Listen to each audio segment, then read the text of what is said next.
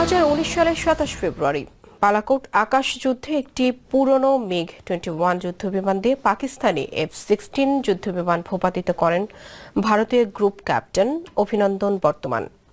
যুদ্ধ করতে করতে এক পর্যায়ে তিনি পাকিস্তানি আকাশ সীমানায় ঢুকে পড়েন। পরে ওই MiG-21কে গুলি করে ভূপাতিত করেন পাকিস্তানি সেনাবাহিনী। বিধ্বস্ত হওয়ার আগে প্যারাসুটের মাধ্যমে বিমান থেকে লাফিয়ে প্রাণে বাঁচেন পাইলট অভিনন্দন।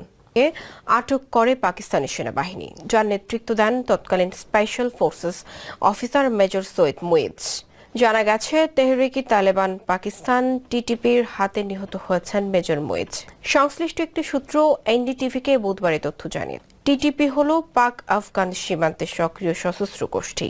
পাকিস্তানের স্পেশাল সার্ভিস গ্রুপের 6 কমান্ডো ব্যাটালিয়নের কর্মরত মেজর সৈয়দ মুইজ পাকিস্তানের খাইবার পাখতুনখাওয়া প্রদেশের সারারোগাহা এলাকার যুদ্ধরত অবস্থানে নিহত হন বলে জানা গেছে। সূত্র জানায়, টিটিপি এই হত্যার দায় স্বীকার করেছে।